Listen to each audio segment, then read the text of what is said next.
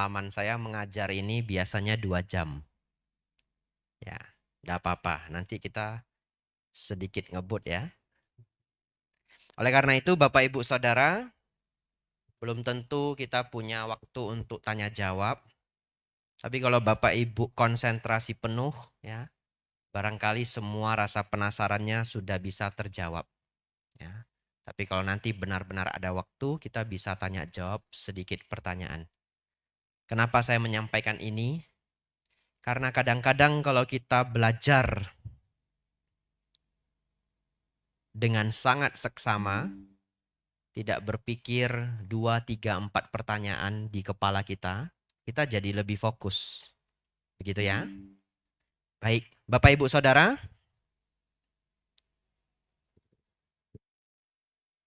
Dalam kitab suci ajaran Sang Buddha, kumpulan ajaran Sang Buddha, banyak sekali pelajaran. Tapi di antara pelajaran-pelajaran yang banyak, sutta yang akan kita pelajari hari ini adalah salah satu yang paling legend. Namanya Kalama Sutta. Walaupun di sini nulisnya Kesaputya. Nama lainnya adalah Kalama Sutta. Kalau kita belajar Buddhism secara akademiknya, karena kalau Bapak Ibu ingin belajar Buddhism secara akademik, fakultas-fakultas Buddhis itu juga disiapkan oleh universitas besar seperti Oxford. Kalau Bapak Ibu mau ngambil PhD di Buddhism itu di Oxford bisa. Atau kadang-kadang tergabung di teologi. Ya, kalau di Harvard ada Divinity School, sekolah kedewaan ya kalau diterjemahkan. Ya. Di sana ada teologi, master degree sama PhD. Tapi mereka menyediakan banyak profesor Buddhism. Jadi kita yang Buddhis bisa melakukan desertasi di sana. Siapa nanti yang berhasil masuk Harvard PhD, lapor ke saya ya.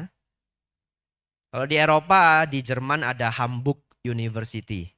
Di Hamburg mereka juga ada master dan PhD Buddhism. Bukan teologi, Buddhism. Dan hebatnya mereka menyediakan kalau saya tidak keliru 8 profesor. Mahayana, Theravada, Tantrayana, Sanskrit, Pali, Japan Buddhism ya, Chinese Buddhism. Jadi kalau Bapak Ibu ada yang ingin mengambil studi Buddhism secara serius, universitas besar bukan universitas main-main, itu menyediakan pelajarannya. Dan biasanya salah satu pelajaran yang pasti akan mereka cover adalah Kalama Sutta. Karena ini adalah pelajaran yang legend sekali. Begitu ya. Bapak Ibu Saudara. Selain itu, sebelum kita mulai, hari ini kita akan belajar Kalama Sutta. Tapi saya juga ingin Bapak Ibu sembari mempelajari Sutta. Sutta artinya khotbah Sang Buddha, kumpulan khotbah Sang Buddha, kita sebut Sutta. Selain Bapak Ibu Saudara mempelajari Sutta ini, saya juga ingin Bapak Ibu menikmati atmosfer dari sastra kuno.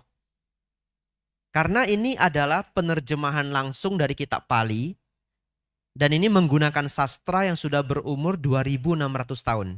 Bapak Ibu sedang membaca artefak. Iya, walaupun diterjemahkan ke bahasa Indonesia. Jadi saya kepengen saudara-saudari sambil mempelajari membaca ini serasa seperti sedang di museum, begitu ya? Museum Karangjati. Ya. Jadi semangatnya jadi nambah. Nah, selain mendapatkan wisdom, kita hari ini membaca artefak. Oleh karena itu kalau baca sendiri mumet, biar saya yang baca saja. Bapak Ibu mendengarkan dengan baik. Baik, langsung saja. Bapak Ibu Saudara, ini adalah bagian dari Anguttara Nikaya. Ya, bagi yang belum familiar dengan Anguttara Nikaya, enggak apa-apa, skip aja. Saya bacakan, Bapak Ibu konsentrasi. Pada suatu ketika, Sang Bagawa sedang mengembara di antara penduduk Kosala bersama dengan sejumlah besar sangga para bikku ketika beliau tiba di sebuah pemukiman para penduduk Kalama bernama Kesaputa. Bapak Ibu Saudara, dengan sejumlah besar sangga artinya Sang Buddha membawa murid-muridnya. Satu rombongan kecil. Kita lanjutkan. Pada saat itu, para penduduk Kalama di Kesaputa telah mendengar.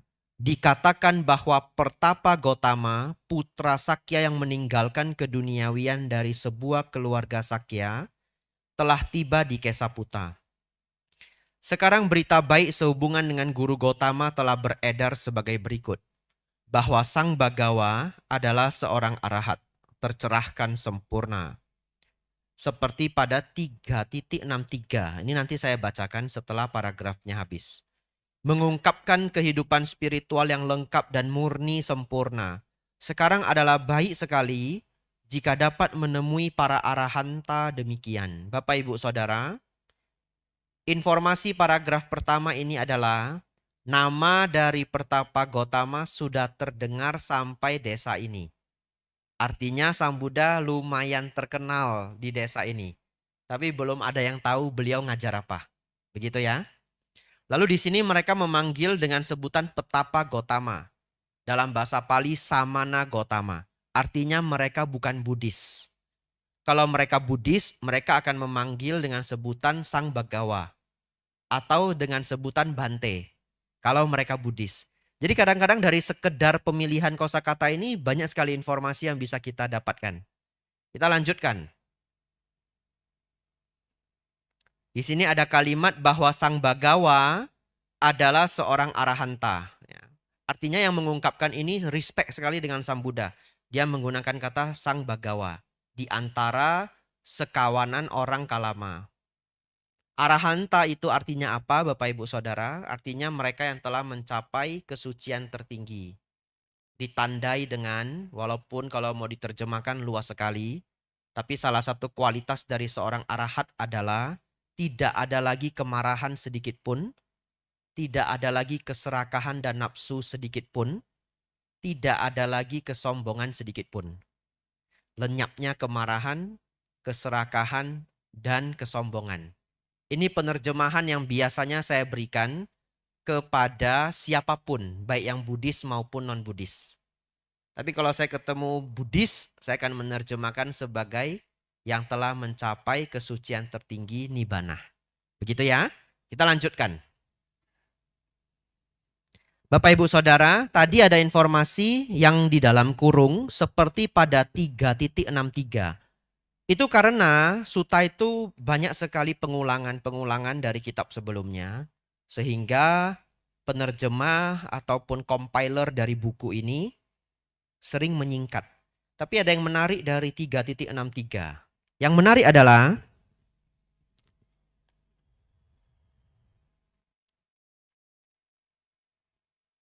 nah, kita lanjut paragraf kedua. Nanti saya jelaskan seperti pada 3.63. Paragraf kedua Bapak Ibu Saudara. Kemudian para penduduk Gawa. Beberapa orang bersujud kepada Sang Bagawa dan duduk di satu sisi. Dan selanjutnya, beberapa hanya berdiam diri dan duduk di satu sisi. Sambil duduk di satu sisi, para penduduk Kalama itu berkata kepada Sang Bagawa. Baik, Bapak Ibu Saudara, di paragraf kedua ini maksudnya apa? Ada beberapa orang yang bersujud kepada Sang Bagawa dan duduk di satu sisi. Lalu, selanjutnya singkatan. Baik, Bapak Ibu Saudara, saat itu ada 5 grup orang yang datang. 5 grup, ya. Grup yang pertama, dia datang, kemudian bersujud kepada Sang Buddha, kemudian duduk di satu sisi. Artinya grup ini punya keyakinan yang tinggi. Mungkin dia sudah belajar sedikit dhamma dari temannya. Datang dengan full respect. Yang kedua, beberapa datang saling bertukar sapa dengan beliau. Dan setelah Ramatama selesai, duduk di satu sisi. Jadi grup yang kedua datang, selamat malam Samana gitu, selamat malam. Sudah makan belum? Nah, sudah enggak boleh makan, begitu ya. Ya, oh iya ya, sudah ndak boleh makan kenapa? Saya puasa. Oh iya, baik-baik. Terus dia duduk di satu sisi.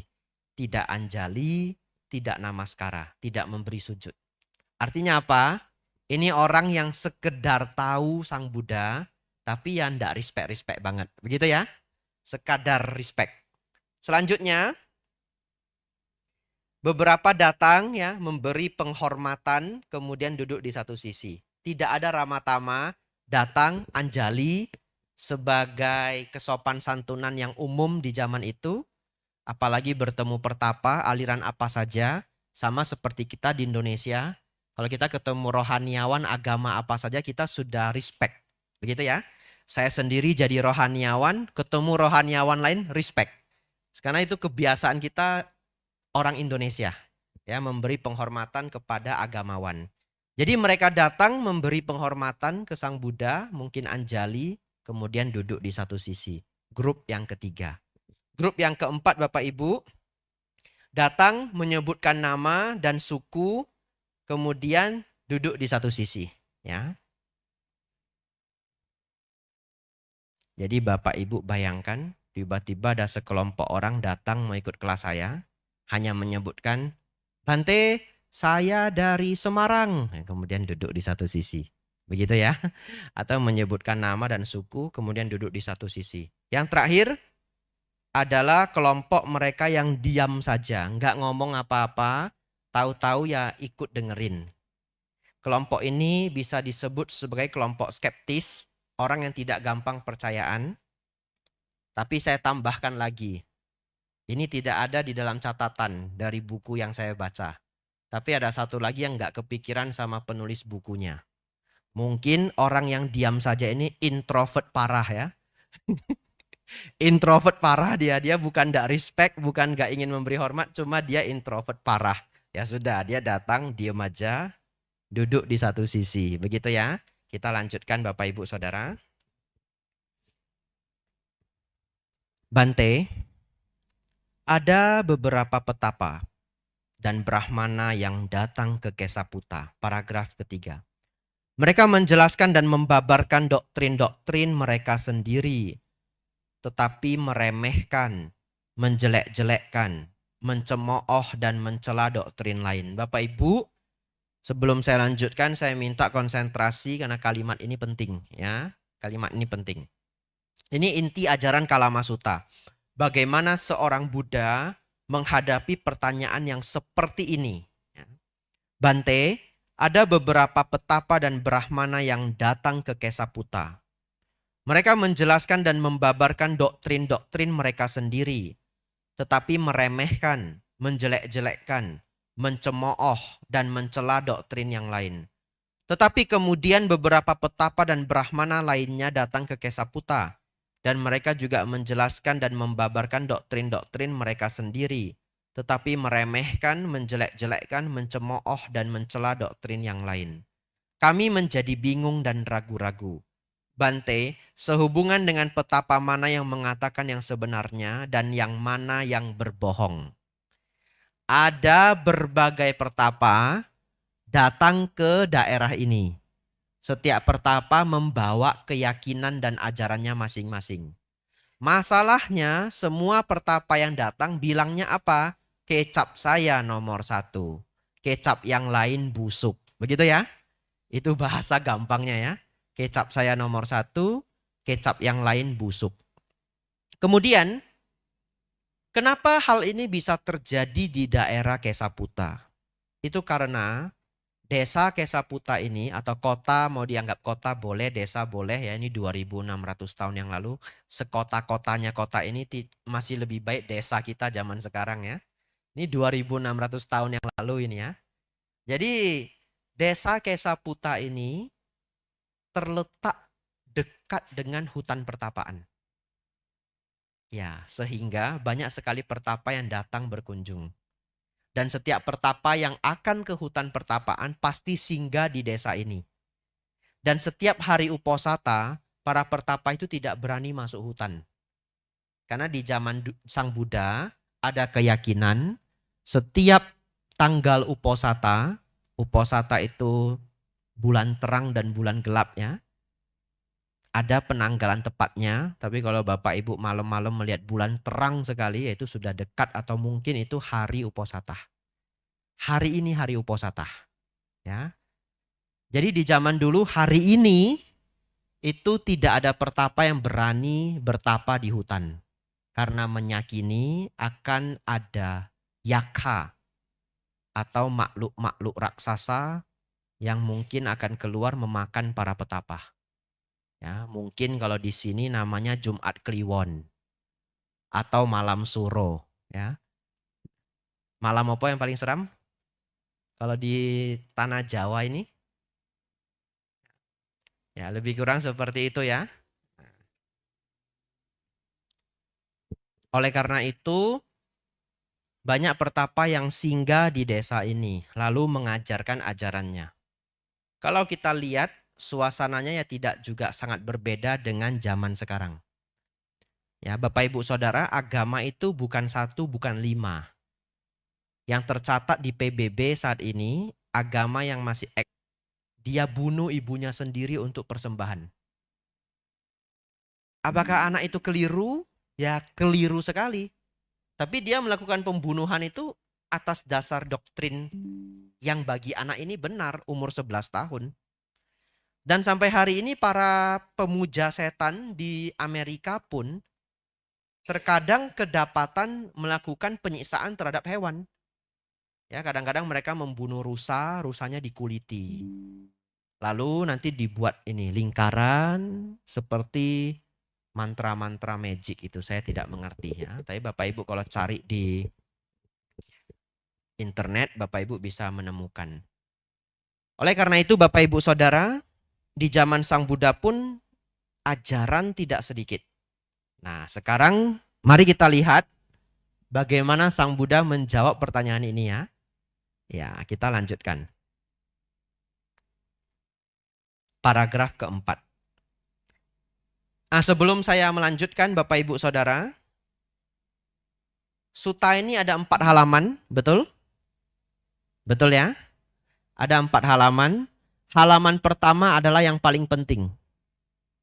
Oleh karena itu, saya akan menjelaskan para halaman pertama ini cukup panjang. Ya, semoga Bapak Ibu menegakkan konsentrasi walaupun sudah seharian bekerja. Ya, semoga tidak lelah, bisa ikut konsentrasi. Halaman pertama ini adalah yang sangat penting. Adalah selayaknya bagi kalian untuk menjadi bingung. Oh penduduk Yogyakarta. Adalah selayaknya bagi kalian untuk menjadi ragu-ragu. Keragu-raguan telah muncul dalam diri kalian sehubungan dengan suatu persoalan yang membingungkan. Marilah, oh penduduk Kalama. Di sini start kita rodo hafal ya. Jangan menuruti tradisi lisan. Ajaran turun-temurun.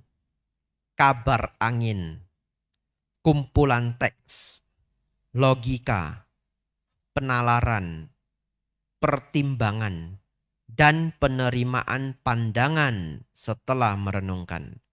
Pembabar yang tampaknya cukup kompeten. Atau kalian berpikir, petapa itu adalah guru kami. Tetapi ketika penduduk Kalama, kalian mengetahui untuk diri kalian sendiri, hal-hal ini adalah tidak bermanfaat, hal-hal ini adalah tercela, hal-hal ini adalah dicela oleh para bijaksana, hal-hal ini jika diterima dan dijalankan akan mengarah menuju bahaya dan penderitaan, maka kalian harus meninggalkannya. Bapak Ibu Saudara, Sang Buddha menjawab dengan cara yang sangat unik bagi mereka. Karena selama ini pertapa yang lain itu ngotot-ngototan. Tidak. Ya. Ajaran yang seperti itu keliru sekali. Yang benar adalah ajaran yang seperti ini. Nah, hampir semua pertapa yang datang di tempat ini mengatakan begitu. Tapi Sang Buddha memberi jawaban yang sangat berbeda. Beliau mengatakan begini.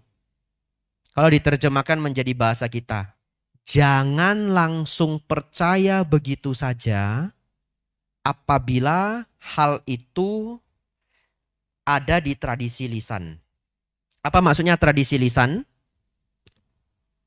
Sutta ini termasuk tradisi lisan. Karena di zaman Sang Buddha belum ada buku. Ajaran Sang Buddha diturunkan lewat hafalan selama 500 tahun. Kali pertama dicatat adalah di Sri Lanka setelah 500 tahun Sang Buddha wafat. Jadi ajaran Sang Buddha pernah menjadi tradisi lisan selama 500 tahun. Jadi kalau kita mendengar satu ajaran yang melalui tradisi lisan juga tidak langsung percaya begitu saja. Yang kedua, ajaran turun-temurun. Walaupun diajarkan oleh kakek sendiri, ibu sendiri, ayah sendiri, jangan langsung percaya begitu saja. Kabar angin apalagi ya. Kumpulan teks. Ya, kumpulan teks itu zaman sekarang termasuk kitab suci. Tidak langsung percaya begitu saja. Logika, penalaran, pertimbangan, dan penerimaan pandangan setelah merenungkan. Pembabar yang tampaknya cukup kompeten atau karena kalian berpikir betapa itu adalah guru kami. Bapak Ibu Saudara, ingin saya bahas kumpulan teks. Di Thailand, sepertinya sudah 2,5 tahun yang lalu, waktu itu saya masih di Thailand, ada seorang biku yang memutuskan untuk memancung kepalanya sendiri. Ya, berita yang sangat mengejutkan. Not a good news. Ya, not a good news. Lalu setelah ditelusuri ternyata biku ini mempercayai satu kitab komentar kuno yang sebenarnya sudah dilenyapkan oleh kerajaan Thailand. Tapi entah bagaimana ada yang tersisa. Dan biku ini memegang sisaannya ini. Dan di kitab komentar itu diajarkan bahwa pengorbanan yang tertinggi itu adalah mengorbankan diri sendiri. Entah bagaimana lengkapnya kitab tersebut saya tidak tahu. Tapi kalau di ajaran Sang Buddha yang original tidak ada sama sekali yang seperti itu. Sang Buddha mengajarkan kita menghargai kehidupan, baik kehidupan orang lain maupun kehidupan diri sendiri. Bahkan kehidupan makhluk lain seperti binatang baik yang besar maupun yang kecil. Bapak Ibu Saudara, tetapi anehnya setelah biku ini bunuh diri dan bunuh dirinya serius, dia bahkan membuat gulotin dia sendiri. Tahu gulotin? Yaitu pisau besar yang jatuh sendiri itu. Ya, dia rombak sendiri, dia ciptain sendiri. Terus sebelum dia mengeksekusi dirinya ya dia sudah mengabarkan umat-umatnya. Dan setelah dia mati, masuk berita nasional, para wartawan datang ke wihara itu. Semua umat yang diinterview, semuanya benar-benar membanggakan kepala wiharanya. Apa yang beliau lakukan sangat terpuji. Itulah salah satu contoh bahaya kalau kita mendengar membaca kumpulan teks. Jangan langsung percaya begitu saja. Terus harus bagaimana Bante? Harus dengarkan kelas ini sampai habis. Ya toh, kan jawabannya kan nanti ada halaman selanjutnya ya. Logika bagaimana Bante? Penalaran bagaimana Bante? Ya. Di zaman dulu, zaman Yunani, mungkin Bapak Ibu pernah mendengar juga, pernah ada keyakinan bahwa semua makhluk hidup itu berasal dari makhluk mati. Berasal dari benda mati. Maksudnya apa?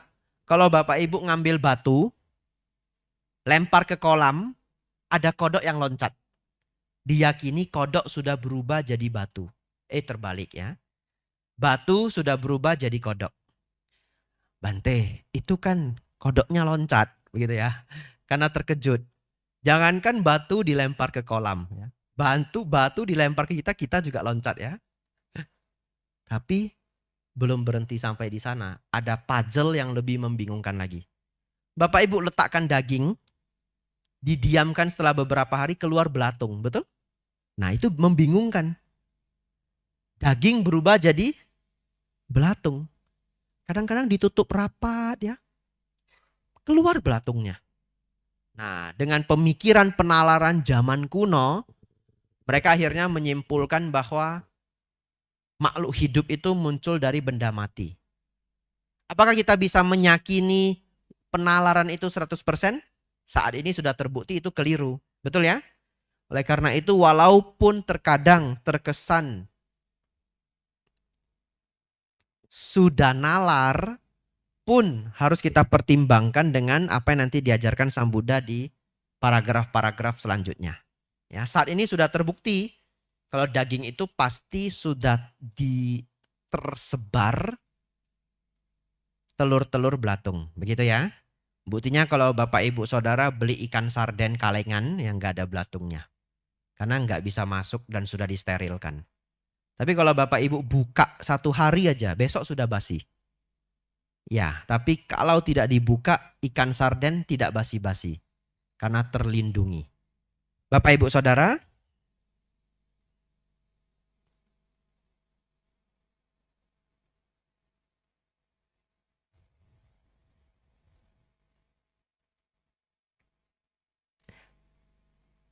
sebelum saya lanjut, ada 2 informasi lagi. Yang pertama adalah Sang Buddha mengatakan selayaknya bagi kalian untuk menjadi ragu-ragu. Ada kalimat kedua? Selayaknya bagi kalian untuk menjadi ragu-ragu. Aneh enggak? Kalimat ini sangat aneh. Ya, sangat aneh. Karena umumnya orang terbalik. Tidak boleh ragu-ragu. Anda wajib percaya. Begitu ya? Bapak Ibu percaya saya? Tidak percaya tidak boleh. Wajib percaya saya. Nah, umumnya seperti itu. Tapi Sang Buddha terbalik. Selayaknya bagi kalian untuk ragu-ragu. Alasannya apa? Karena keraguan itu adalah tahap awal dari investigasi. Ya. Sebagai orang pintar, melakukan investigasi itu adalah hal yang wajib. Benar-benar menginvestigate. Bahkan saudara-saudari yang kuliah jauh-jauh dari kota lain ke Yogyakarta, akhirnya akan berhadapan dengan kepusingan skripsi. Kepusingan tesis. Apa itu? Itu adalah investigasi sebenarnya, melakukan research. Dan sulit begitu. Nah, keraguan itu adalah tahap awal dari investigasi. Inilah ciri khas dari Buddhism, bahwa kita diizinkan untuk ragu-ragu, lalu kemudian melakukan investigasi. Jangan ragu-ragu terus, pusing juga ya. Pusing juga, namanya bimbang. Kalau ragu-ragu terus namanya bimbang. Tapi Anda boleh ragu-ragu, setelah itu Anda investigasi dengan baik.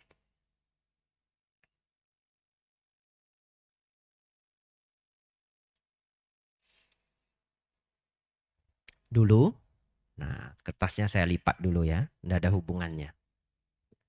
Dulu Bapak Ibu Saudara, saya belum jadi biku. Saya tinggal di kota Medan. Karena teman saya tahu, saya senang sekali dengan spiritual. Satu ketika teman saya nanya, dan teman saya ini bukan Buddhis. Dia nanya, ada teman saya yang sakit sudah bertahun-tahun. Mau ndak kamu kunjungi? Untuk apa? Kamu ajarin ajaran Buddha. Padahal dia bukan Buddhis. Lalu saya berpikir, dia mau denger ndak? Betul ya? Dia mau denger ndak? Mungkin mau, katanya begitu. Ya sudahlah, coba. Karena dia kena kanker Bapak Ibu Saudara. Ya, laki-laki umur 30-an. Setelah itu, saya ingat hari Sabtu, ya, atau mungkin Minggu, karena waktu itu kita tidak kerja. Saya dengan teman saya naik motor jauh sekali. Di kota Medan, tempat orang ini tinggal, nama daerahnya adalah Belawan, sudah dekat laut. Dan itu cukup jauh dari kota. Saya cari rumahnya, akhirnya ketemu. Agak seram tempatnya Bapak Ibu. Tanahnya luas, penuh semak belukar. Dan tempat itu juga sudah agak gelap. Agak pinggiran. Kami naik motor, masuk. Ya. Begitu masuk, suasananya sudah mencekam. Lalu kami diundang masuk ke rumah utama. Tidak tahu kenapa rumahnya sangat gelap. Lampu-lampunya semuanya wattnya kecil. Ya. jadi lebih seram lagi. Jadi Bapak Ibu, apa hikmah dari cerita ini? Janganlah terlalu hemat lampu ya. Tolong ya, zaman sekarang ini teknologi lampu itu sudah tinggi, LED itu murah. Listriknya sudah murah, lampunya agak mahal tapi listriknya sudah murah ya. 8 watt saja kadang sudah sekuat 45 watt lampu pijar. Hikmahnya jangan terlalu hemat lampu. Saya lanjutkan Bapak Ibu. Di sana ternyata pemuda ini sudah sakit-sakitan sejak kecil. Waktu kecil kena kanker. Saya lupa kanker apa, tapi di kemo sembuh. Lalu yang kali ini kanker lagi, kanker yang lain. Kalau saya tidak keliru, yang pertama kanker paru-paru, yang kedua kanker tulang. Tapi yang kanker tulang ini benar, seingat saya.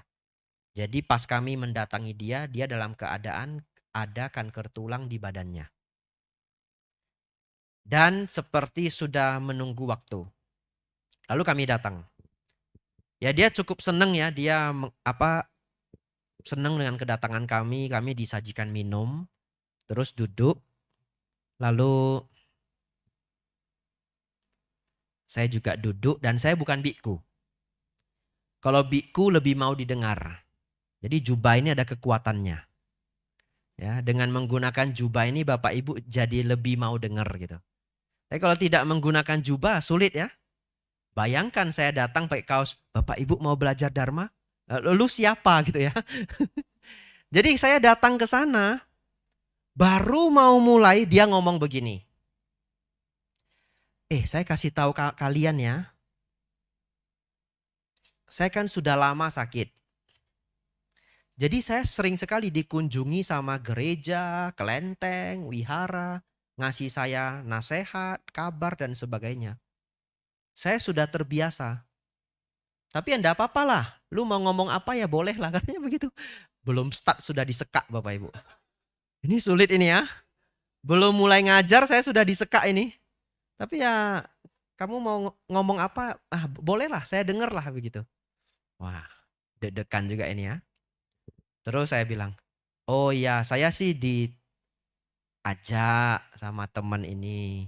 Katanya kamu mau denger-dengar tentang agama Buddha. Boleh dah terserah lah mau cerita apa terserah. Jadi waduh sulit ini ya. Gak mungkin saya pulang ya. Rumahnya juga jauh ini. Sudah. Terus waktu itu saya memutuskan untuk menceritakan perjalanan hidup Sang Buddha. Dengan tujuan apa? Saya seperti menawarkan dia kalau nanti kita akan pergi ke satu latihan yang mungkin bisa membantu kamu melawan rasa sakit. Ya. Karena meditasi nafas salah satu teknik mindfulness itu benar-benar bisa mengurangi rasa sakit.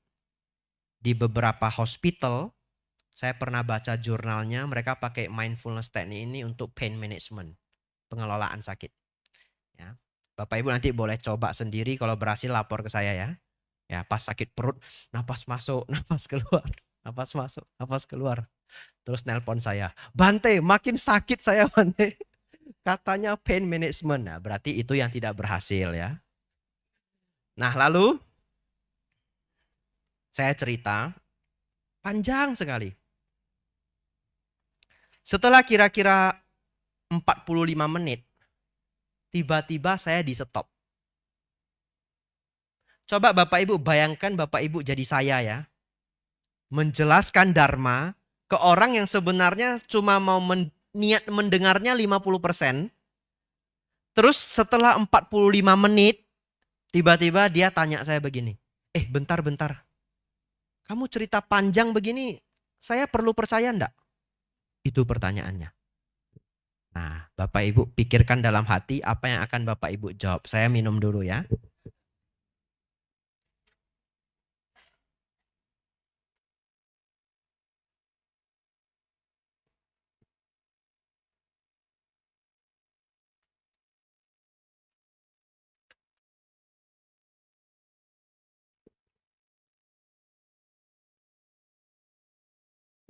Ya, Bapak Ibu sudah punya jawaban di hati masing-masing ya. Pertanyaannya adalah, kamu cerita begini itu saya perlu percaya enggak? Begitu ya.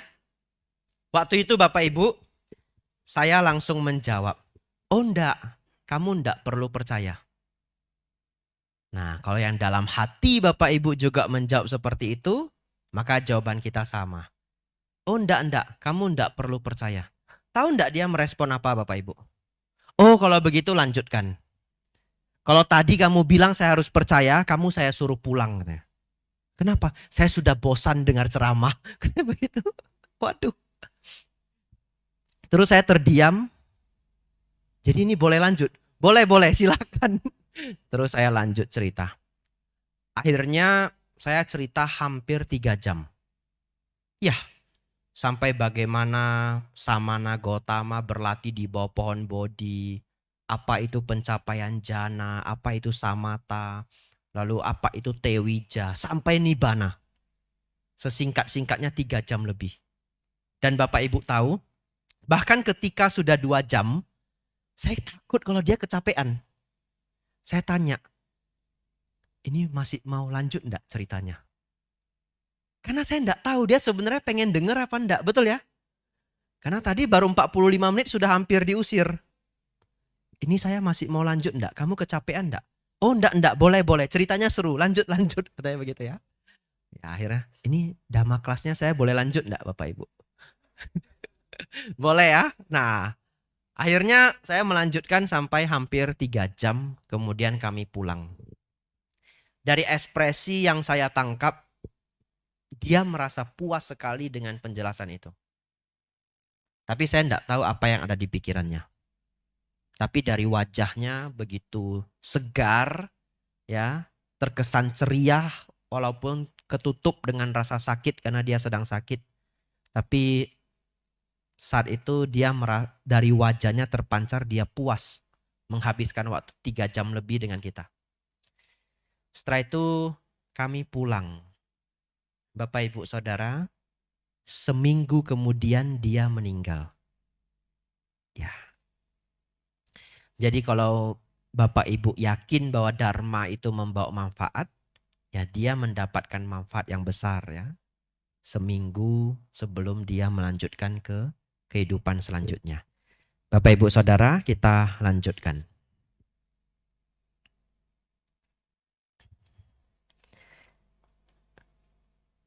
Yang ada angka 1-nya. Bagaimana menurut kalian, para penduduk Kalama, ketika keserakahan muncul dalam diri seseorang, apakah hal itu demi kesejahteraan atau bahaya baginya? Bapak Ibu Saudara, ingat ya, Sang Buddha sedang berusaha menjawab pertanyaan mereka. Tapi Sang Buddha malahan memberikan pertanyaan. Coba Bapak Ibu renungkan. Bagaimana menurut kalian para penduduk Karangjati? Ketika keserakahan muncul dalam diri seseorang, apakah hal itu demi kesejahteraan atau bahaya baginya? Penduduk Kalama menjawab demi bahaya baginya, Bante. Para penduduk Kalama, seseorang yang penuh keserakahan, dikendalikan oleh keserakahan, pikirannya dikuasai oleh keserakahan, akan melakukan pembunuhan, mengambil apa yang tidak diberikan, melakukan pelanggaran dengan istri orang lain atau perselingkuhan, dan mengucapkan kebohongan. Dan ia menganjurkan orang lain untuk melakukan hal serupa. Apakah itu akan mengakibatkan bahaya dan penderitaan baginya untuk waktu yang lama? Benar, Bante. Ya Bapak Ibu Saudara, keserakahan itu bisa sangat merugikan seseorang bahkan di zaman ini ya. Ada orang yang menjadi perampok, menjadi pencuri ya. Kalau tertangkap bagaimana? Kalau tertangkap warga dia bisa dihakimi sampai mati. Kalau tidak dihakimi dia akan ditangkap dan masuk penjara untuk waktu yang sangat lama. Dan itu sangat merugikan. Bukan hanya dirinya yang hancur, keluarga juga menjadi malu.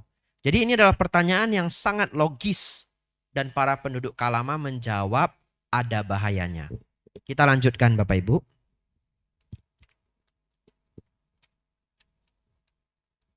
Bagaimana menurut kalian para penduduk Kalama ketika kebencian muncul dalam diri seseorang? Apakah hal itu demi kesejahteraan atau bahaya baginya?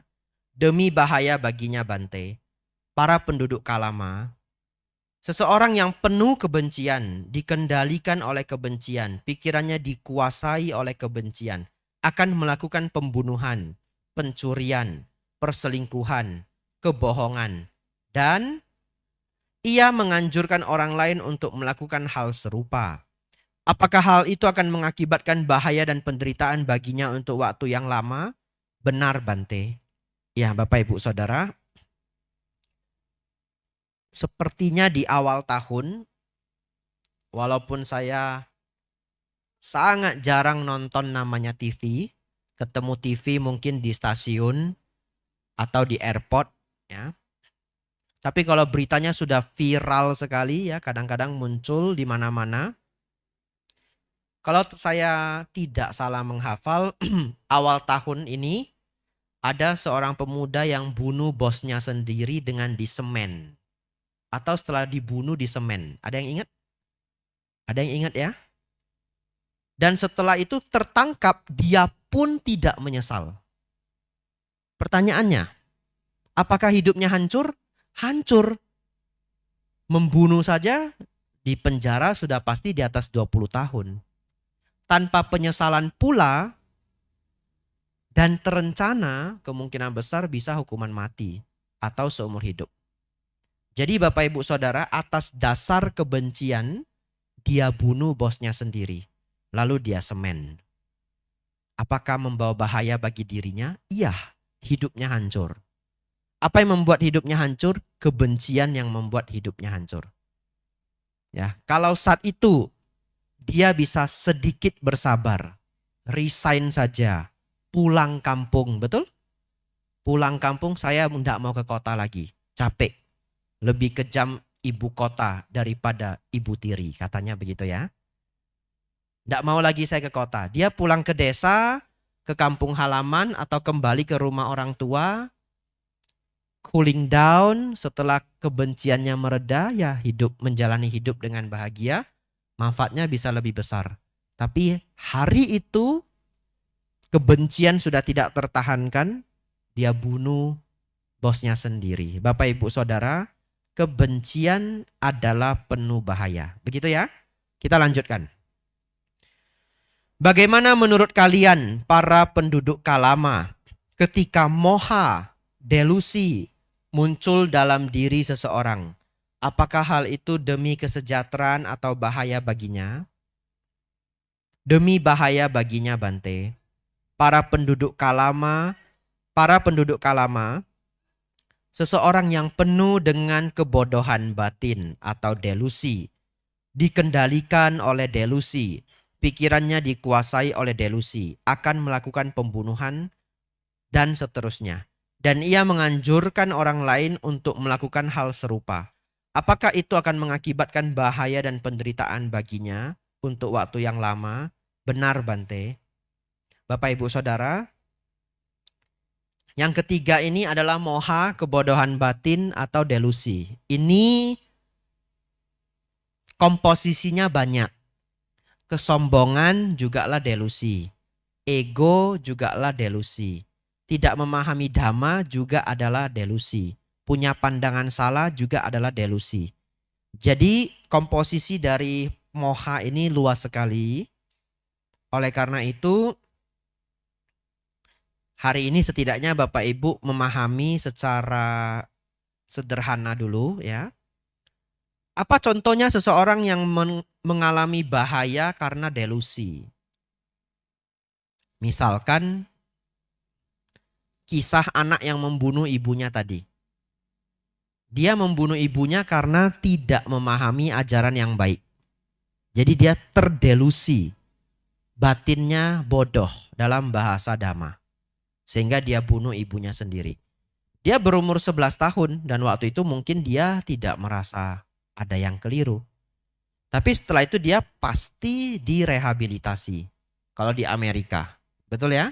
Setelah pengadilan jalan, hukuman dijatuhkan, ya dia pasti akan diberikan treatment. Setelah treatment itu jalan dan berhasil, logikanya kembali secara umumnya orang, saat itulah dia akan mengalami penyesalan luar biasa. Apalagi nanti kalau dia sudah dewasa, menyadari kalau yang dia ikuti itu adalah ajaran yang buruk, ajaran sesat.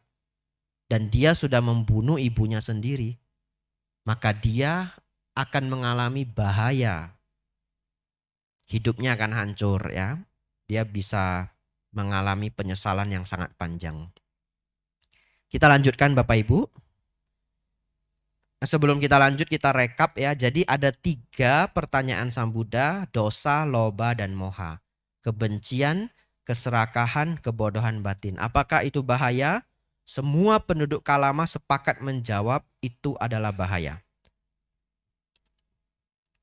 Bagaimana menurut kalian para penduduk Kalama? Apakah hal-hal ini adalah bermanfaat atau tidak bermanfaat? Tidak bermanfaat, Bante. Tercela atau tidak tercela? Tercela, Bante. Dicela atau dipuji oleh bijaksana? Para bijaksana. Dicela oleh para bijaksana, Bante. Jika diterima dan dijalankan, apakah hal-hal ini mengarah menuju bahaya dan penderitaan atau tidak? Dan bagaimanakah kalian menganggapnya? Jika diterima dan dijalankan, maka hal-hal ini akan mengarah menuju bahaya dan penderitaan. Demikianlah kami menganggapnya. Demikianlah para penduduk Kalama. Ketika kami berkata, marilah para penduduk Kalama, jangan hanya sekadar menuruti tradisi lisan dan 9 lainnya yang di depan, tetapi ketika kalian mengetahui untuk diri kalian sendiri, hal-hal ini adalah tidak bermanfaat, hal-hal ini adalah tercela, hal-hal ini dicela oleh para bijaksana, hal-hal ini jika dijalankan dan dipraktikkan akan mengarah menuju bahaya dan penderitaan, maka kalian harus meninggalkannya. Adalah karena alasan ini, maka hal ini dikatakan. Bapak Ibu Saudara, semoga Bapak Ibu tidak salah paham. Maksud dari Sang Buddha bukanlah jangan percaya yang 10 di atas tadi. Misalkan kita ambil contoh kumpulan teks, kitab suci. Sang Buddha tidak memberi saran bahwa jangan percaya kitab suci. Bukan. Kita umat Buddha juga menggunakan kitab suci. Ini ada lengkap ya. Kitab suci di sini. Suta cukup lengkap di sini. Bapak Ibu ingin mencapai arahat, nginap di sini setahun, ini buku dihabiskan. Ya. Tahun depan sudah capai arahat, lapor ke saya ya. Nah, ini bukunya lengkap sekali. Tapi sedih sekali ya, sudah jarang yang baca, disembunyiin lagi ya. Ini enggak nampak itu ya. Nah, besok harus dibuat itu. Pamflet. Di sini ada kitab suci. Silahkan baca. Bapak Ibu Saudara, tetapi yang dimaksudkan oleh Sang Buddha adalah kalau Bapak Ibu mempelajari kitab suci, filternya yang 3 ini. Kalau apa yang kita baca itu tidak membawa pada kebencian, tidak membawa pada keserakahan, tidak membawa pada kebodohan batin, maka yang kita baca adalah kebijaksanaan. Tetapi ketika yang kita baca adalah membawa pada kebencian, membawa pada keserakahan, membawa pada kebodohan batin, kesombongan, ego, dan yang lainnya yang buruk-buruk yang merugikan, maka tinggalkanlah. Begitu ya. Jadi umat Buddha, Bapak Ibu Saudara, silahkan Bapak Ibu explore buku, pelajaran, pengetahuan apa saja seluas-luasnya. Selama Bapak Ibu punya kebijaksanaan berpikir, tidak mengarah pada dosa loba moha. Kalau ajarannya mengarah pada dosa loba moha, ya tidak perlu diikuti. Maksudnya apa? Boleh membaca seluas-luasnya. Bahu sacak cak si panca, winayo cak susi kito. Berpengetahuan luas dan berkarakter baik adalah berkah utama. Silahkan ingin belajar filosofi Yunani. Sekarang lagi tren Stoicism. Stoik ya. Marcus Aurelius, Seneca, dan yang lain. Silahkan baca. Bapak Ibu ingin menelusuri Taoisme, Konfusianisme, ya, ajaran Abrahami, silahkan telusuri. Itu semua adalah pengetahuan. Bau sacak cak si panca. Berpengetahuan luas adalah berkah utama. Selama kita tahu, ketika mengarah pada kebencian, keserakahan, dan ego, kesombongan, dan kebodohan batin, maka tidak harus kita ikuti. Kita lanjutkan.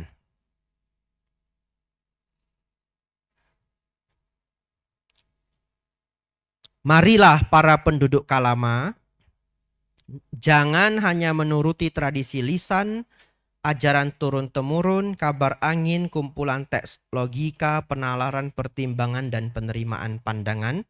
Setelah merenungkan pembabar yang tampaknya cukup kompeten atau karena kalian berpikir betapa itu adalah guru kami. Tetapi ketika kalian mengetahui untuk diri kalian sendiri, hal-hal ini adalah bermanfaat. Hal-hal ini adalah tidak tercela. Hal-hal ini dipuji oleh para bijaksana. Hal-hal ini jika dijalankan dan dipraktikkan akan mengarah menuju kesejahteraan dan kebahagiaan. Maka kalian harus hidup sesuai dengannya. Bagaimana menurut kalian para penduduk Kalama? Ketika ketidakserakahan muncul dalam diri seseorang, apakah hal itu demi kesejahteraan atau bahaya baginya? Nah, Bapak Ibu Saudara, jangan lupa seperti yang saya sampaikan di depan, kita sedang membaca artefak, begitu ya? Bapak Ibu Saudara, ini adalah karakteristik sastra kuno zaman India. Namanya negasi. Jadi kenapa tidak ditulis kedermawanan saja? Tapi ditulis ketidakserakahan. Ini khas gaya sastra India kuno. Nanti kebencian lawannya sebenarnya adalah kasih sayang, betul? Atau cinta kasih. Tapi mereka akan tulis tanpa kebencian atau tidak benci. Ini khas dari sastra kuno zaman India kuno. Jadi Sang Buddha bertanya kepada para penduduk Kalama. Kalau tidak serakah, itu demi kesejahteraan atau demi bahaya? Jawabannya adalah demi kesejahteraan baginya Bante. Para penduduk Kalama, seseorang yang tanpa keserakahan, tidak dikendalikan oleh keserakahan, pikirannya tidak dikuasai oleh keserakahan, tidak akan melakukan pembunuhan, tidak akan mengambil apa yang tidak diberikan, tidak melakukan pelanggaran dengan istri orang, dan tidak mengucapkan kebohongan, dan ia juga tidak akan menganjurkan orang lain untuk melakukan hal serupa. Apakah itu akan mengakibatkan kesejahteraan dan kebahagiaan baginya untuk waktu yang lama? Benar Bante. Ya Bapak Ibu Saudara, ini tidak berhubungan secara langsung dengan suta ini, tapi saya sekaligus menyampaikan ya, keserakahan itu benar-benar bisa menghancurkan orang. Setiap beberapa masa akan muncul namanya skema Ponzi. Ini karena banyak sekali anak muda yang hadir juga. Saya selalu mengingatkan anak muda jangan terkena skema Ponzi. Karena anehnya orang sepintar apapun bisa kena skema Ponzi. Itu anehnya. Ya, jadi yang bisa kena skema Ponzi itu bukan hanya yang tingkat pendidikannya biasa-biasa. Yang doktor pun nanti ada yang kena skema Ponzi. Apa skema Ponzi itu? Kalau zaman saya kecil ada namanya BMA. Saya lupa sistemnya. Ibarat Bapak Ibu ngasih 2 juta, 10 hari lagi jadi 3 juta. Begitu ya? Ya, ngasih 5 juta, 10 hari lagi jadi 7 juta. 7,5 juta, 8 juta. Jadi mereka ngambil duit orang pertama, ngasih orang selanjutnya. Lebih kurang begitu. Tapi satu ketika sudah nggak ketutup, hilang. Itu namanya skema Ponzi. Skema Ponzi ini akan muncul di setiap masa dalam bentuk yang berbeda-beda. Biasanya targetnya itu anak remaja yang baru tamat SMA baru kerja. Ada yang seperti MLM, ada yang seperti investasi, ya. Kreatif sekali, kreatif sekali. Saya menganjurkan saudara-saudari di sini ingat, kalau satu sistem bisa mendapatkan uang sangat gampang, Anda harus jadi semakin cermat. Ya, saya tidak melarang Bapak Ibu untuk mencari nafkah. Saya hanya mengingatkan, semakin gampang peluang itu, semakin Anda harus ragu-ragu. Ya, Anda harus semakin riset, semakin bagus. Dan saya selalu punya pemikiran seperti ini. Kalau segampang itu dapat uang, kenapa nawari kami? Gitu ya. Kalau segampang itu dapat uang, kenapa nawarin individu? Kenapa mereka tidak nawarkan ke level negara? Tawarkan ke negara Kamboja, negara Thailand. Negara Laos yang mana mereka kesulitan ya, tidak terlalu tinggi tingkat level ekonominya, misalkan Laos, Kamboja. Tawarkan ke level negara. Kalau memang segampang itu dapat uang, mereka pasti invest, betul? Kenapa jauh-jauh datang ke sini nawari individu? Why? Ya itu salah satu pertanyaan. Kalau ternyata mereka bisa menjawab, ya silakan di research lagi. Saya tidak ikut-ikutan. Tidak perlu ngajak saya datang ke Mendut ya. Ya, itu sebagai contoh bagaimana kadang keserakahan bisa menghancurkan seseorang. Kita lanjutkan Bapak Ibu Saudara. Bagaimana menurut kalian para penduduk Kalama ketika ketidakdelusian muncul dalam diri seseorang, apakah hal itu demi kesejahteraan atau bahaya baginya? Demi kesejahteraan baginya, Bante. Para penduduk Kalama, seseorang yang tidak bodoh batinnya, tidak dikendalikan oleh moha, kekotoran, kebodohan batin, ketidaktahuan batin. Pikirannya tidak dikuasai oleh moha, tidak akan melakukan pembunuhan, pencurian, perselingkuhan, dan kebohongan. Dan ia juga tidak akan menganjurkan orang lain untuk melakukan hal serupa. Apakah itu akan mengakibatkan kesejahteraan dan kebahagiaan baginya untuk waktu yang lama? Benar, Bante. Bagaimana menurut kalian para penduduk Kalama? Apakah hal-hal ini adalah bermanfaat atau tidak bermanfaat? Bermanfaat, Bante. Tercela atau tidak tercela? Tidak tercela, Bante. Dicela atau dipuji oleh para bijaksana? Dipuji oleh para bijaksana, Bante. Jika diterima dan dijalankan, apakah hal-hal ini mengarah menuju kesejahteraan dan kebahagiaan atau tidak? Atau bagaimana kalian menganggapnya? Bapak Ibu Saudara bisa lihat. Saking demokratisnya Sang Buddha ya. Beliau bahkan bertanya, atau bagaimana kalian menganggapnya? Begitu ya. Benar-benar seseorang itu diberikan hak untuk berpikir dan beropini. Dan jangan lupa ini adalah 2600 tahun yang lalu. Ya, yang saya tidak bisa membayangkan seperti apa culture di zaman itu.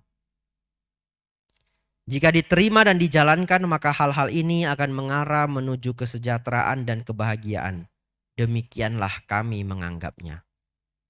Demikianlah para penduduk Kalama. Ketika kami berkata, marilah para penduduk Kalama jangan menuruti tradisi lisan dan seterusnya. Tetapi ketika kalian mengetahui untuk diri kalian sendiri, hal-hal ini adalah bermanfaat, hal-hal ini adalah tidak tercela, hal-hal ini dipuji oleh para bijaksana, hal-hal ini jika dijalankan dan dipraktikkan akan mengarah menuju kesejahteraan dan kebahagiaan, maka kalian harus hidup sesuai dengannya. Adalah karena alasan ini, maka hal ini dikatakan. Bapak Ibu Saudara, inilah yang menjadi dasar berpikir ketika Bapak Ibu Saudara belajar Dhamma. Hari ini juga buku Dhamma itu banyak sekali versinya. Aliran Dhamma juga banyak sekali versinya. Yang mana yang baik, yang mana yang tidak, Bante? Saya selalu menjawab, apabila Bapak Ibu membaca ajaran Dhamma yang membawa pada berkurangnya dosa loba moha, maka itu adalah Dhamma. Kalau mau ditambahkan lagi, membawa pada berkembangnya meta, karuna, mudita, upekah. Totalnya 7 ya. Adosa, aloba, amoha. Meta, karuna, mudita, upekah. Walaupun aloba, dosa, amoha, adosa artinya tanpa kemarahan ya, tapi itu adalah levelnya arahat. Jadi kita memahami aloba, adosa, amoha dengan berkurangnya keserakahan, berkurangnya kemarahan, berkurangnya ego, kesombongan dan yang lainnya. 7 standar itu Bapak Ibu adalah standar spiritual. Kalau Bapak Ibu memahami 7 itu, silakan bawa kemana saja. Kalau Bapak Ibu ketemu orang yang spiritualnya tinggi, ciri-cirinya adalah 7 ini. Silakan Bapak Ibu bawa kriteria ini kemanapun dalam kehidupan Bapak Ibu. Ketika Bapak Ibu diberitahu, itu orang suci, itu orang spiritualnya tinggi. Apapun ilmu yang dia pelajari, apapun pengetahuan yang menjadi keyakinannya, Bapak Ibu silakan uji dengan yang 7 ini. Adosa, aloba, amoha. Meta, karuna, mudita, upekah. Bapak Ibu ditawarkan, ini orang suci. Diajak teman sampai ke tempat yang jauh untuk bertemu orang suci. Begitu Bapak Ibu ketemu hari pertama, langsung ditawari. Mau tidak nyumbang tempat ini? Nggak usah banyak, 20 juta aja. Ya. Nah, masuk kriteria ini. Hati-hati ya. Dosa loba moha. Kalau dia benar-benar orang suci, maka tidak serakah menjadi karakternya. Hari pertama ketemu ditawari, mau ndak nyumbang 20 juta. Wah, ngeri sekali ya. Ya, kalau kenal sebulan jadi 35 juta. Tapi walaupun saya menceritakan ini seperti bercanda, kenyataannya itu terjadi di lapangan. Buktinya apa Bante? Buktinya setiap beberapa masa muncul pemberitaan. Nanti Bapak Ibu tunggu aja. Setiap beberapa masa muncul lagi. Dukun penggandaan uang. Itu setiap 5-6 tahun muncul satu. Setiap 5-6 tahun muncul satu ya. Jadi habis skema Ponzi dukun. Habis skema Ponzi dukun gitu ya. Mereka ganti-gantian. Jadi mereka tidak saling nyerobot. Kalau skema Ponzi lagi naik ya. Nah, dukun lipat ganda uang turun dulu. Ya, skema Ponzi ketahuan, semua orang Indonesia ndak main skema Ponzi lagi, dukun pelipat gandaan uang muncul ya. Ya, kadang-kadang bukan uang, ngambil emas, ngambil ini, apa saja dah caranya. Dan pernah ada dukun yang ketangkap polisi, terus diminta reka ulang bagaimana dia menggandakan uang. Ternyata orang ngasih uang ke dia pegang ke belakang jubahnya baca jampi-jampi. Keluarnya jadi banyak. Ya iya uangnya ada di belakang jubah semua. Tapi saya heran ya, pengikutnya banyak ya, puluhan orang. Nggak ada satu yang kayak ngeh gitu. Itu jubahnya di belakang itu beneran ya nggak ada uangnya. Masa nggak ada yang ngeh ya? Tapi ya sudahlah, saking pintarnya dia ya. Ya. Betul ya, dukun penggandaan uang. Nanti kita tunggu yang episode selanjutnya tekniknya apa ya. Yang terakhir saya ikuti adalah yang duit taruh di belakang muncul jadi banyak. Ya, Bapak Ibu nanti nunggu yang teknik selanjutnya. Yang anehnya selalu ada. Bapak Ibu Saudara, itu jam berapa Bapak Ibu? Ada yang terlihat pukul berapa saat ini? Wah, tidak terasa sudah hampir 8.30 ya.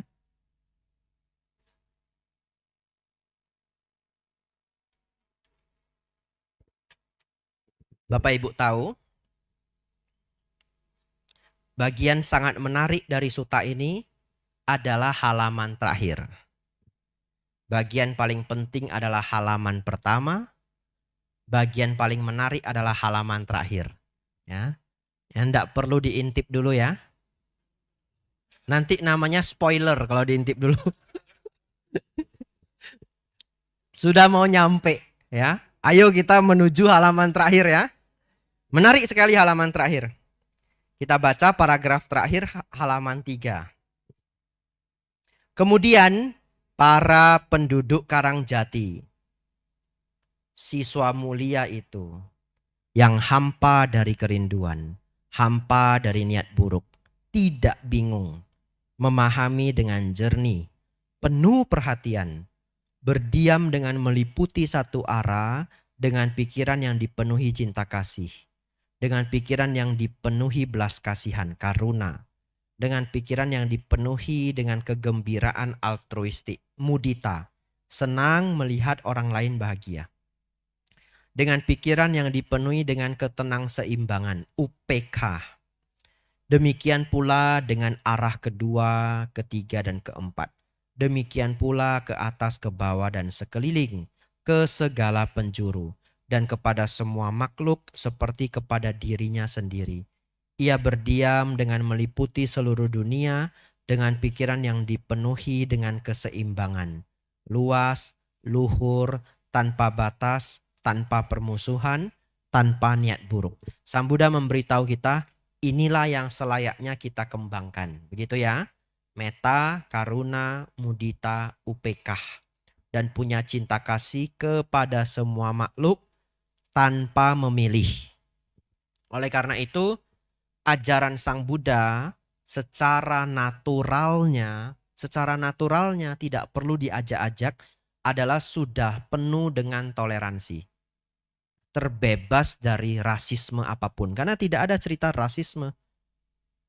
Semuanya adalah kepada semua makhluk tanpa memilih. Jadi Buddhism adalah salah satu ajaran yang secara alamiahnya benar-benar penuh dengan toleransi. Kita lanjutkan ke halaman yang sudah dinanti-nanti ya. Siswa mulia ini, para penduduk Kalama, yang pikirannya tanpa permusuhan, seperti ini tanpa niat buruk, tidak kotor dan murni, telah memenangkan 4 jaminan dalam kehidupan ini. Saya stop dulu. Setelah ini Bapak Ibu pulang bawa 4 jaminan ini. Begitu ya.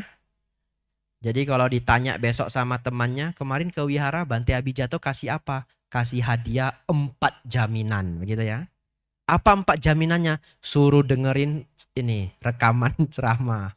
Ya, biar dengerin dari awal. Ini menarik sekali 4 ini Bapak Ibu. Bapak Ibu harus terus membayangkan bahwa Sang Buddha sedang memberi penjelasan kepada sekelompok orang desa yang belum pernah mendengar Dhamma. Begitu ya. Dan tidak punya sada dengan beliau. Ini orang biasa. Bukan upasaka upasika. Bukan murid beliau sendiri. Dan beliau memberikan 4 jaminan ini sebagai pemikiran untuk mereka. Jaminan pertama.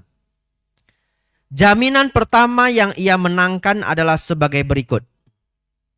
Jika ada dunia lain dan jika ada buah dan akibat dari perbuatan baik dan buruk, maka adalah mungkin bahwa dengan hancurnya jasmani setelah kematian, aku akan muncul di alam tujuan yang baik, di alam surga. Baik, ini benar-benar harus saya paparkan. Bapak Ibu Saudara, Bapak Ibu konsentrasi. Apa yang dimaksudkan mereka yang memenangkan jaminan ini? Yaitu mereka yang telah meninggalkan dosa loba moha. Betul ya? Kebencian, keserakahan, dan kebodohan batin. Dan mereka sudah mulai mempraktikkan adosa aloba amoha. Muncul metta karuna mudita upekah. Mereka akan memenangkan 4 jaminan ini. Jaminan yang pertama, kalau ada kelahiran kembali. Kalau ada reinkarnasi. Dan jika hukum kamawipaka benar adanya, maka orang yang telah menjadi orang yang penuh cinta kasih ini akan muncul di alam yang baik, alam surga. Nomor 1 ya, premis nomor 1. Kalau ada reinkarnasi dan kalau ada hukum kamawipaka, mereka yang sudah jadi baik ini akan terlahir di alam surga. Nomor 2. Jaminan kedua yang ia menangkan adalah sebagai berikut. Jika tidak ada dunia lain dan jika tidak ada buah dan akibat dari perbuatan baik dan buruk, tetap saja di sini dalam kehidupan ini aku hidup dalam kebahagiaan, tanpa permusuhan, tanpa niat buruk, bebas dari kesulitan. Kita jelaskan yang nomor 2 ini. Kalaupun ternyata reinkarnasi tidak ada. Begitu ya. Kalaupun ternyata hukum kamawipaka tidak benar. Kan Sang Buddha tidak sedang mengajar pada murid-muridnya. Dan beliau memberi kebebasan orang berpendapat. Beliau tidak pernah mengatakan Anda harus percaya hukum kama. Betul? Tidak ada paksaan. Jadi beliau memberikan logika tingkat tinggi. Kalaupun hukum kamawipaka tidak ada. Reinkarnasi ternyata tidak ada. Setidak-tidaknya kita yang hidup sesuai dengan metta karuna mudita upeka ini hidup dalam kebahagiaan tanpa permusuhan. Bagaimana punya musuh? Toh kita tidak jahatin orang. Tanpa niat buruk, bebas dari kesulitan. Kenapa bebas dari kesulitan? Karena tidak hidup dalam rasa was-was. Karena tidak banyak berbuat kejahatan. Kita lanjutkan jaminan ketiga. Jaminan ketiga yang ia menangkan adalah sebagai berikut. Seandainya kejahatan menimpa si pelaku kejahatan, maka karena aku tidak bermaksud jahat terhadap siapapun, bagaimana mungkin penderitaan menimpaku karena aku tidak melakukan perbuatan jahat. Ya, jaminan yang ketiga adalah kalau karma buruk benar adanya, maka orang yang telah menjadi baik ini tidak tertimpa buah karma buruk. Jaminan terakhir, Bapak Ibu Saudara, yang keempat ini Bapak Ibu berkonsentrasi. Jaminan keempat yang ia menangkan adalah sebagai berikut. Seandainya kejahatan tidak menimpa si pelaku kejahatan, maka di sini aku melihat diriku dimurnikan dalam kedua hal. Bingung ya? Baik, saya jelaskan. Apabila hukum kamawipaka ternyata tidak ada, karma buruk tidak berbuah, maka setidak-tidaknya seseorang itu menjadi murni dalam dua hal. Yang pertama, murni dalam manfaat masyarakat. Apa maksudnya? Murni dalam manfaat masyarakat artinya namanya tidak jelek. Di masyarakat namanya baik, dihargai, dihormati. Yang jaminan keempat ini, kalaupun hukum karma tidak ada, kalau orang tidak berbuat jahat, di masyarakat dia dihargai, dihormati, namanya baik. Nama keluarga juga ikut baik. Yang kedua, dia memurnikan batinnya sendiri. Karena orang yang tidak menjahati orang lain, hidupnya tidak was-was. Hidupnya lega. Kemana aja tidak merasa ada musuh. Kemana aja bahagia. Kadang-kadang Bapak Ibu Saudara misalkan benci satu orang tok, ndak usah banyak, satu aja. Pas ngumpul-ngumpul, pesta kantor, makan, ditraktir kantor, wah, hidup penuh kebahagiaan. All you can eat, begitu ya, sudah dibayari kantor. Begitu mau makan, ada dia. Satu orang yang sangat Bapak Ibu benci. Langsung kebahagiaan Bapak Ibu berkurang, betul? Jadi Bapak Ibu Saudara, kalau batin kita bersih dari hal-hal buruk, maka hidup kita penuh dengan kelegaan. Tadi sebelum kita habiskan Bapak Ibu Saudara, tadi contohnya kadang-kadang terjadi di antara umat Buddha ya. Siapa aja boleh. Walaupun di wihara belajar untuk tidak membenci ya, tapi masih benci 1-2 orang, misalkan seperti itu. Tapi itu jadi tidak relevan. Kenapa tidak relevan? Karena kalau membaca doa, doanya apa? Sabe sata bawantu sukitata. Semoga semua makhluk hidup berbahagia. Tapi karena benci satu orang, semoga semua makhluk hidup berbahagia. Kecuali dia gitu. Itu kenyataannya begitu ya.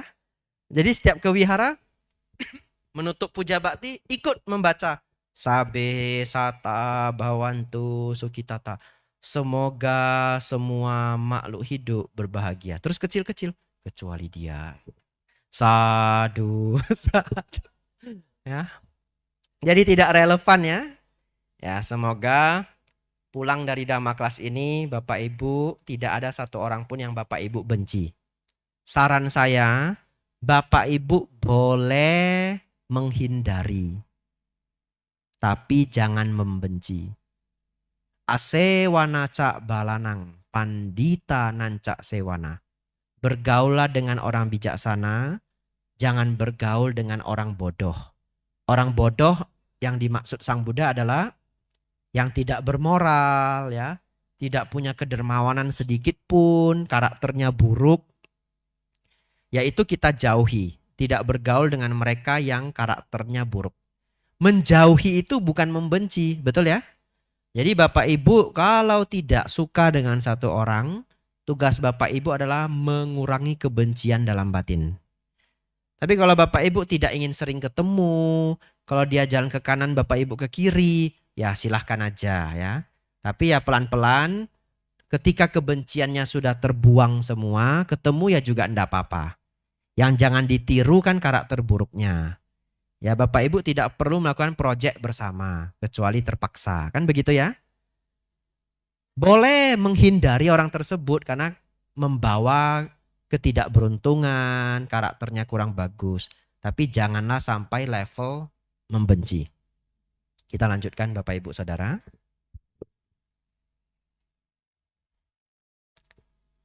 Siswa mulia ini para penduduk Kalama yang pikirannya tanpa permusuhan seperti ini, tanpa niat buruk, tidak kotor dan murni, telah memenangkan 4 jaminan ini dalam kehidupan ini. Demikianlah Sang Bagawa, demikianlah yang sempurna. Siswa mulia ini yang pikirannya tanpa permusuhan seperti ini, tanpa niat buruk, tidak kotor dan murni, telah memenangkan 4 jaminan dalam kehidupan ini. Jaminan pertama yang ia menangkan hingga jaminan keempat yang ia menangkan adalah sebagai berikut. Seandainya kejahatan tidak menimpa si pelaku kejahatan, maka di sini aku akan melihat diriku dimurnikan dalam kedua hal. Siswa mulia ini Bante, yang pikirannya tanpa permusuhan seperti ini, tanpa niat buruk, tidak kotor dan murni, telah memenangkan 4 jaminan ini dalam kehidupan ini. Bagus sekali Bante, sadu Bante, sadu Bante. Kami berlindung kepada Sang Bagawa, kepada Dhamma dan kepada Sangga. Budang saranang gacchami, Dhammang saranang gacchami, Sanggang saranang gacchami.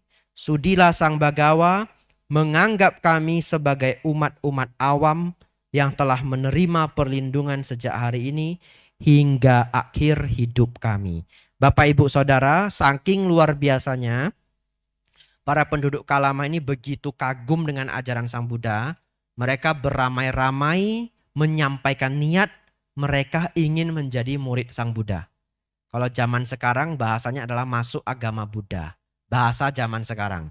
Tapi pada saat itu ya mereka hanya bahwa Sang Bagawa, sudilah Sang Bagawa menganggap kami sebagai umat-umat awam yang telah menerima perlindungan sejak hari ini hingga akhir hidup kami. Mereka mengungkapkan menjadi murid Sang Buddha. Informasi Bapak Ibu Saudara, ternyata tidak semua sutta berakhir seperti ini.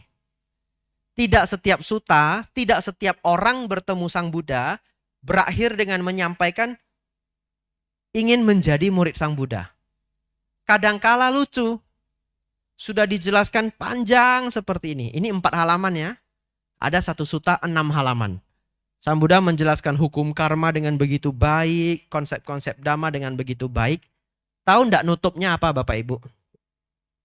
Baiklah petapa, baiklah. Saat ini banyak yang masih ingin saya kerjakan. Saya pamit dulu. Begitu ada. Jadi enggak semua tergugah ya. Ada yang ngomong opo pertapa ini ya, enggak mau dengar lagi.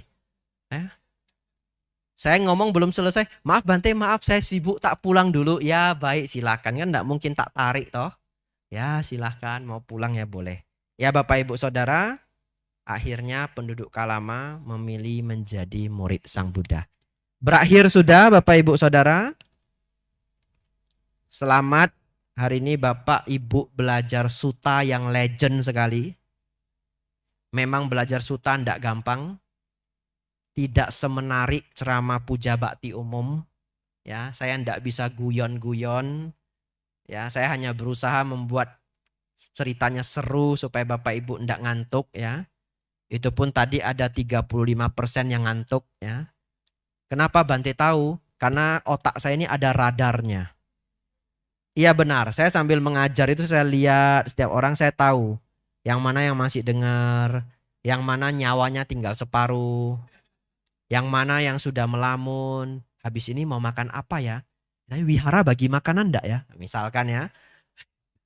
Itu saya tahu Bapak Ibu, tapi kalau hanya 10%, 20% saya biarkan aja dulu.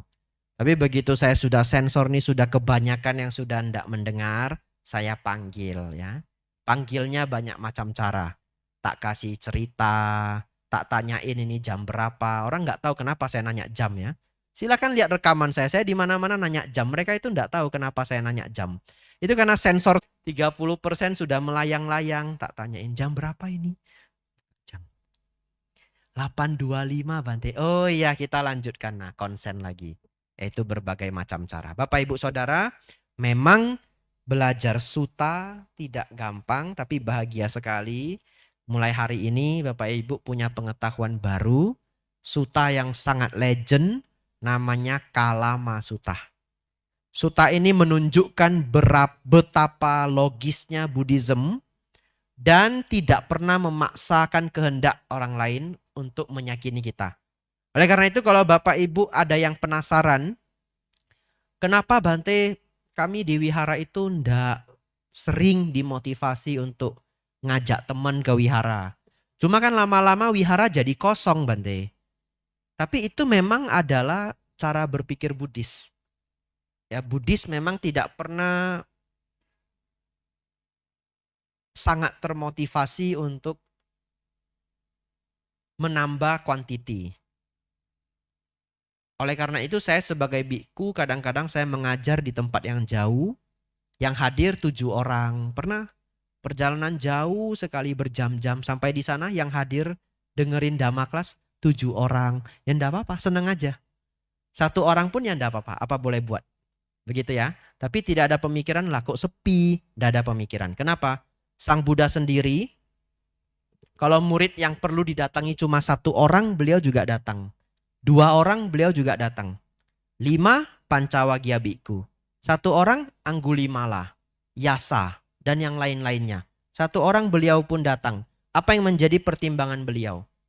Potensi seseorang untuk menjadi tercerahkan. Kalau saya, yang saya harapkan adalah para pendengar, upasaka-upasika serius mendengarkan. 10 seneng, 2 seneng, tapi dengan penuh keseriusan. Daripada jumlahnya 100, tapi yang mendengar sisa 30%. Itu lebih melelahkan untuk saya.